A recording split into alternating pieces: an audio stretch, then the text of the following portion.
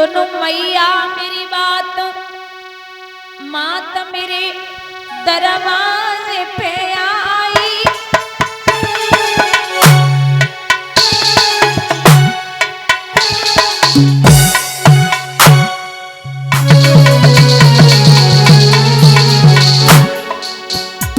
हम तेरे ललानोया तेरी को मैया चिल्लाई।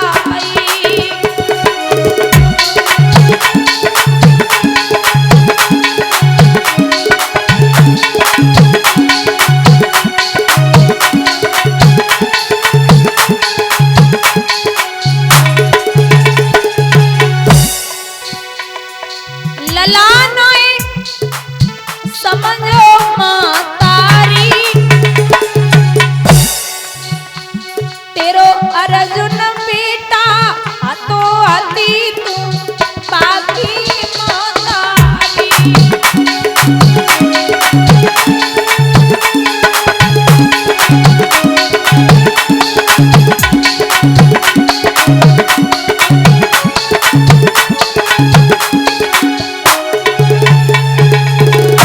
बड़ी प्यारी बात कहते हैं करण, भेज दिए अपने पारथ को, मुझे करे सामनो आए अखाड़ो ए महाभारत को।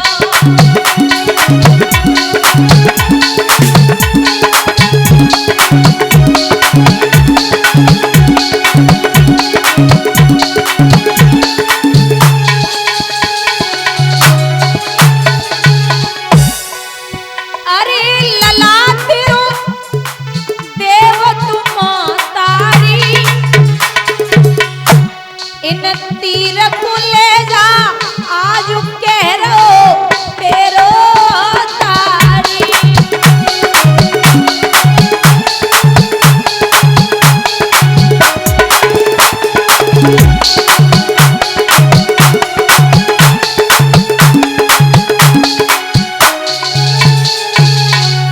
माँ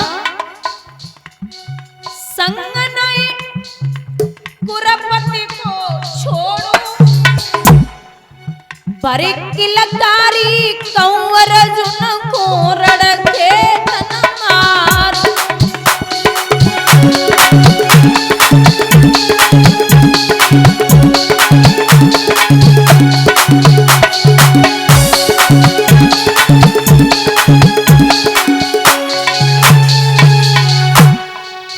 तेने लड़का न समझो मैया मोए, तेने बेटा न समझो मैया मोए तेने।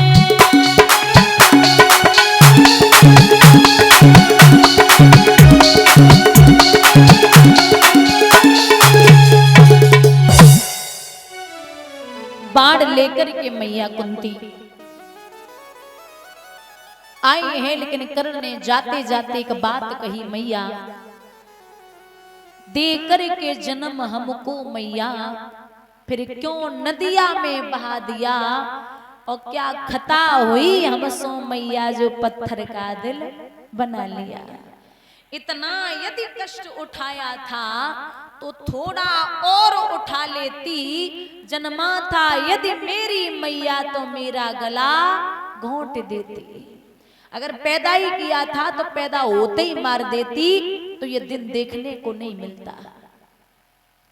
बहुत रोई है मैया कुंती, वहां से वापस आई, ढोल नगाड़े बजे हैं। यहां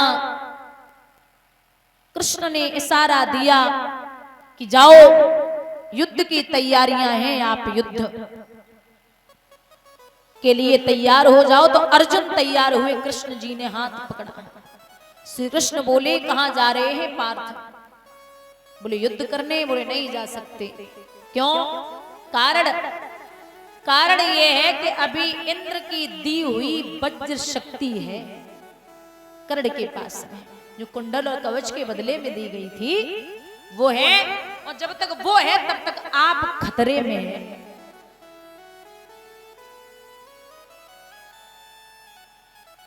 क्या करें? बोले कोई ऐसा वीर भेजो जो युद्ध कर सके। महाराज भीम का बेटा है घटोत्कच, उसे भेजा गया। आखिर वो भीम का बेटा जिधर को घुसता है उधर मैदान साफ कर देता है। कर्ण ने इशारा दिया दुर्योधन को कि क्या करें भैया। दुर्योधन बोले करना क्या है, काम करो। क्या? जो वज्र शक्ति रखी है उसका प्रहार करो इस पे। दुर्योधन बोले क्या कह रहे हो? वो कर्ण ने कहा महाराज आप ऐसी बात करते, अगर वज्र शक्ति का प्रहार इस पे हो गया तो अर्जुन बच जाएंगे। दुर्योधन मुस्कुराए के बोले अर्जुन तो लड़वे को तब आवेंगे जब जो भीम को बेटा हमें वो तुम्हें छोड़ दिए। अर्जुन तो लड़वे को नंबर तो तब आवे जब जे हमें तुम्हें छोड़ देवे। इतना बड़ा वीर है, किसी को छोड़ नहीं रहा है, ये हमें और आपको छोड़ देगा। वज्र शक्ति का प्रहार किया गया, बुजुर्गों भीम का बेटा घटोत्कच उस रणभूमि में गिर पड़ा। अब बाप के सामने जब जवान बेटा मरा तो भीम को बड़ा क्रोध आया। उसने दुशासन को उठाया, जमीन पे पटका और जंगा को फाड़ के उसका प्राण अंत कर दिया। दुशासन को जब मौत के घाट भीम ने उतारो तो दुर्योधन रण छोड़ के भागे। अब यहाँ एक सीख मिलती है कर्ण से कि जीवन में कोई भी परिस्थिति हो, आप पहले तो मित्रता निभानी नहीं है और निभा भी लो। मित्रता करना बड़ा सरल है लेकिन निभाना बड़ा कठिन है, ऐसा बड़े ही बुजुर्ग कहते हैं। जीवन में सब रिश्ते बन के आते हैं, मामा चाचा ताऊ भैया मौसा मौसी, ये सब रिश्ते बन के आते, लेकिन एक हमें खुद चुनना पड़ता है जो मित्र का। मित्र बनाने पड़ते, उसमें भी अगर गलत चुन लिए तो फिर जीवन बर्बाद है। जैसी संगति करोगे वैसा ही आप पे असर आएगा, है ना। तो कहते हैं कि कर्ण से ये सीख मिलती है कि आपका मित्र, अच्छा कर्ण को क्या पता नहीं है सामने जब दुनिया का मालिक बैठा है उससे आप जीत सकते हैं। लड़वे को जब दुनिया को मालिक ही आ जावे तो बासक को जीते। कर्ण को पता है कि हार निश्चित है, मैं जिसकी तरफ हूं वो हारेगा, लेकिन साथ नहीं छोड़ रहा। कितना भी कुछ भी हो जाए, परिस्थिति कैसी भी हो, अगर मित्रता निभाने पे आप बैठे हैं तो कर्ण जैसी मित्रता निभा के निकलिए, चाहे फिर कुछ भी हो जाए। यहां सामने कर्ण है और एक तरफ माधव है। एक बात बोलूं, जब कर्ण बाण चलाते थे तो अर्जुन का रथ 3.5 कदम पीछे हट जाता था, और जब अर्जुन बाण चलाते थे तो कर्ण का रथ 7 कदम पीछे हट जाता था।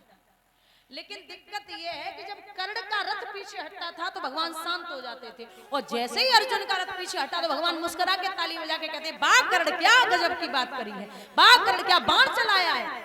हंस के भगवान कहते थे, बारे कर्ण तेरे जैसा योद्धा नहीं देखा। और भगवान अर्जुन बाण चलाते तो कुछ भी नहीं बोलते थे। अर्जुन को बड़ा क्रोध आया, बोले क्या बात है कान्हा, आप मेरी तरफ है या उस तरफ है? अरे ये कर्ण बाण चलाता है तो मेरा रथ पीछे को हट रहा है तो आप बड़े प्रसन्न हो रहे और बैठे मेरे ही रथ में है। ये तो देखिए मैं कितना बड़ा योद्धा हूं जो 7 कदम पीछे हटा रहा हूं। भगवान बोले थोड़ी सी शर्म करो अर्जुन। बोले क्यों? बोले सोचो मैं इस रथ पर बैठा हूं तब ये 3.5 कदम पीछे हटा रहा है, और अगर मैं रथ पे न होता तो ना तो तुम्हारा पता चलता ना रथ को पता चलता। बोलिए गोविंद भगवान की। ये कितना बड़ा योद्धा होगा जो पूरी दुनिया का बोझ लेके मैं रथ पे बैठा हूं तब ये वीर रथ को पीछे हटा रहा है।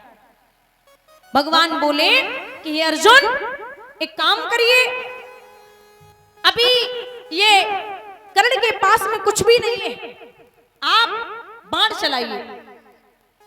अर्जुन बोले कैसी बात करते हैं नाथ, आपने सिखाया कि निहत्थे पे बाण नहीं चलाना, और आप ही कह रहे हैं कि बाण चलाइए, ये अधर्म की लड़ाई है और मैं नहीं लड़ सकता। भगवान बोले तुम हमें सिखाओगे कि धर्म अधर्म का होवे है? कर्ण के कानों में आवाज पहुंची तो कर्ण हाथ उठा के बोले कान्हा आप कहते थे कि अधर्म की लड़ाई नहीं लड़नी चाहिए। भगवान बोले कि अब तो आई याद धर्म की तुरंत समय गो आई, और जहे याद पहले आ जाती तो होती ना लड़ाई। तब कहां गया था जब बीच सभा में मेरी बहन की साड़ी खींची जा रही थी, वहां तुझे धर्म और अधर्म दिखाई नहीं दे रहा था? आज तुझे धर्म और अधर्म दिखाई देता। बाढ़ चलाइए अर्जुन। अर्जुन के हाथ कांप गए। नाथ, इतना बड़ो दानी, इतना बड़ो धर्मवीर, मैं जा पे बाण कैसे चलाऊं? तो भगवान ने आज समझाते हुए अर्जुन को यही गीता उपदेश दिया और एक बात कही है कि अगर कुल में कपूत पैदा हो जाए, कुल में अगर कपूत पैदा हो जाए तो उसे मारने में देरी नहीं करनी है। संतान होती पूत, कपूत और सपूत। पूत वो है जो बाप जायदाद रख के जाए, उसको अच्छे से संजोए, उसको रखे और उसमें अपना जीवन यापन करे, वो पूत होता है। और सपूत वो होता है जो बाप रख के जाए, उसका 100 गुना ज्यादा कर ले, 100 गुना ज्यादा व्यवहार बढ़ा ले, 100 गुना ज्यादा पैसा कर ले, वो सपूत होता है। और कपूत वो होता है बाप चाहे करोड़ों की संपत्ति रख के जाए और बेटा बेच बांच के एक तरफ सब इकट्ठा कर दे, मिट्टी में मिला दे, वो कपूत होता है। बोलिए गोविंद भगवान की। कहते हैं कि यहां जवाब दिया कि अगर कुल में कपूत पैदा हो जाए तो उसे मारने में देरी नहीं करनी है।